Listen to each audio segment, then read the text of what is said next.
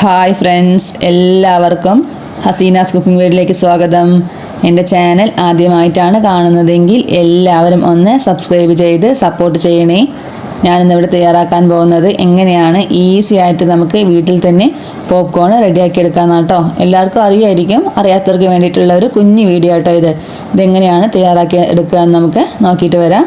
അതിനായിട്ട് ഞാനിവിടെ ഒരു ബൗൾ എടുത്തിട്ട് അതിലേക്കൊരു 1/4 സ്പൂണ് മുളക് പൊടിയും 1/4 സ്പൂണ് ഉപ്പ്, 1/4 സ്പൂണ് മഞ്ഞൾപ്പൊടി അതുകൂടെ ചേർത്തിട്ട് നന്നായിട്ടൊന്ന് മിക്സാക്കി എടുക്കുന്നുണ്ട് കേട്ടോ. എരിവ് അധികം വേണമെന്നുള്ളവർക്ക് നമുക്കൊരു 1/2 സ്പൂണ് മുളക് പൊടി ചേർക്കാം കേട്ടോ.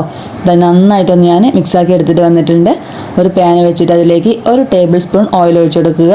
നന്നായി ചൂടായി വരുമ്പോൾ ഇതാണ്ട് ഈ ഒരു ഡ്രൈ കോൺ അതൊന്ന് നമുക്കിതിലേക്കൊന്ന് ഇട്ട് കൊടുക്കാം കേട്ടോ. 1 കപ്പ് അളവിലായിട്ട് ഞാൻ ഇതിലേക്ക് ഇട്ട് കൊടുക്കുന്നത്. എണ്ണ നന്നായി ചൂടാകണം, ഫുള്ളിൽ വെക്കുകയും വേണം കേട്ടോ. എന്നിട്ട് നല്ലപോലെ ഒന്ന് നമുക്ക് എണ്ണയൊക്കെ ഒന്ന് തെളിഞ്ഞ് വരുന്നുണ്ടോ, പൊരിഞ്ഞ് വരുന്നത് ആ തിളച്ച് വരുന്ന സമയമാകുമ്പോൾ ഒന്ന് മൂടി വെച്ച് കൊടുക്കാം കേട്ടോ. 1 മിനിറ്റ് ഫുള്ളിൽ തന്നെ വെക്കണം. അതിനുശേഷം നമുക്ക് ഇതുപോലെ ഒന്ന് ഇളക്കി കൊടുത്തിട്ട് ഇനി സിമ്മിൽ വെച്ചിട്ട് വേണം കേട്ടോ ഫുള്ളായിട്ടൊന്ന് പൊരിച്ചെടുക്കാനായിട്ട്. ഫുള്ളിൽ വെക്കരുത്, അങ്ങനെയാണെങ്കിൽ പെട്ടെന്ന് കരിഞ്ഞു പോകും കേട്ടോ. ഒന്നില്ലെങ്കിൽ ഇതുപോലെ ഒരു ചുവട് കട്ടിയുള്ള ഒരു പാന് അല്ലെങ്കിൽ കുക്കർ അത് തന്നെ വെക്കണേ. കട്ടിയില്ലാത്ത പാന് വെക്കുകയാണെങ്കിൽ പെട്ടെന്ന് കരിഞ്ഞു പോകും, അത് പ്രത്യേകം ശ്രദ്ധിക്കണം കേട്ടോ. ഇതാ നമ്മുടെ പോപ്കോൺ ഓരോന്നായിട്ട് ഇങ്ങനെ പൊട്ടി പൊട്ടി വരുന്നുണ്ട്. ഈ സമയത്ത് ഒന്നുകൂടെ ഒന്ന് ഇളക്കി കൊടുക്കുക കേട്ടോ. ഇനി തുറക്കരുത് കേട്ടോ. ഇനി അടച്ച് വെച്ചിട്ട് സിമ്മിൽ തന്നെ വെക്കുക. ഇനി നമുക്ക് ഓരോരോ പോപ്കോണായിട്ട് ഇതുപോലെ പൊട്ടി വരും കേട്ടോ.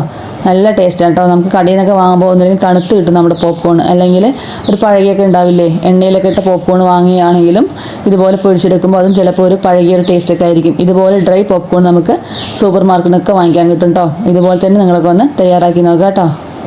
ലിഡ് ഞാൻ മാറ്റിയിട്ടുണ്ട്. നല്ലപോലെ ഇങ്ങനെ മുരിഞ്ഞ് വന്നപ്പോൾ അതിൽ തട്ടിയത് കൊണ്ട് കേട്ടോ. ഏകദേശം എല്ലാം ഇതുപോലെ പൊട്ടി വന്നിട്ടുണ്ട് കേട്ടോ. സിമ്മിൽ തന്നെ വെക്കണേ. എല്ലാം നല്ലപോലെ മുരിഞ്ഞ് വരുന്നുണ്ട് കേട്ടോ. ഏകദേശം എല്ലാം പൊട്ടി വന്നിട്ടുണ്ട്. ഇനി സ്റ്റവ് ഓഫ് ആക്കാം കേട്ടോ. ഇതാ നമ്മുടെ ടേസ്റ്റി ആയിട്ടുള്ള പോപ്കോൺ റെഡി ആയിട്ടുണ്ട്. ഇനി നമുക്കിതൊരു പാത്രത്തിലേക്ക് മാറ്റാം കേട്ടോ.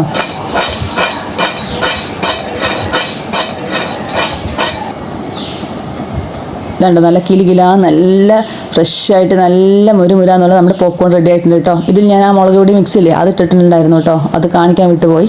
കുറച്ച് എരിവ് കമ്മിയുണ്ട്, അതുകൊണ്ട് ഞാൻ കുറച്ചുകൂടെ ആ മിക്സില്ലേ ഇട്ടിട്ട് നല്ലപോലെ ഒന്നുകൂടെ ഒന്ന് മിക്സാക്കി എടുക്കുന്നുണ്ട് കേട്ടോ. ഇങ്ങനെ തന്നെ ആകുമ്പോൾ നമുക്ക് വളരെ കുറഞ്ഞ ചിലവിൽ നിറയെ പോപ്കോൺ ഉണ്ടാക്കിയെടുക്കാം കേട്ടോ. ഒരു 50 രൂപയ്ക്ക് ഒരു 1/4 കിലോ 50 രൂപയുള്ളൂ കേട്ടോ. സൂപ്പർ മാർക്കറ്റിൽ നിന്ന് വാങ്ങിയതാണ്. അതുകൊണ്ട് നമുക്ക് കടയിൽ നിന്ന് വാങ്ങിക്കുന്ന ക്വാണ്ടിറ്റി വെച്ച് നോക്കുകയാണെങ്കിൽ ഒരു 500 രൂപയുടെ പോപ്കോൺ നമുക്ക് ഉണ്ടാക്കിയെടുക്കാം കേട്ടോ. ഫ്രഷ് ആയിട്ടുള്ളത് കിട്ടുകയും ചെയ്യും, നല്ല മുരുമുരാന്നുള്ളതായിരിക്കും ചെയ്യും. നമുക്ക് നല്ല ലാഭമായിരിക്കും കേട്ടോ അങ്ങനെ തയ്യാറാക്കി എടുക്കുകയാണെങ്കിൽ. കുട്ടികൾക്ക് കെമിക്കലൊന്നും ഇല്ലാത്ത എണ്ണയൊന്നും ചേർക്കാത്ത നമ്മുടെ ഫ്രഷ് ഓയിലൊക്കെ വെച്ചിട്ട് ഉണ്ടാക്കി കൊടുക്കുന്നതുകൊണ്ട് അവർക്കും വലിയ ഹെൽത്തിന് വലിയ കുഴപ്പമൊന്നും വരില്ല കേട്ടോ. ഇതാണ്ടോ നല്ലപോലെ നമ്മുടെ പോപ്കോണൊക്കെ മുരിഞ്ഞ് വന്നിട്ടുണ്ട്. നല്ല ടേസ്റ്റിയാണ് കേട്ടോ. സ്പൈസി അധികം വേണമെന്നുള്ളവർക്ക് കുറച്ചുകൂടെ മുളക് പൊടി വേണമെങ്കിൽ ചേർക്കാം കേട്ടോ. നല്ല ടേസ്റ്റി ആയിട്ടുള്ളൊരു പോപ്കോൺ തയ്യാറാക്കി എടുത്തിട്ടുണ്ട്. നമ്മുടെ മഴയത്തൊക്കെ കുറിക്കാൻ പറ്റിയ ഒരു അടിപൊളി റെസിപ്പി കേട്ടോ. എല്ലാവരും ഒന്ന് ട്രൈ ചെയ്ത് നോക്കണം കേട്ടോ.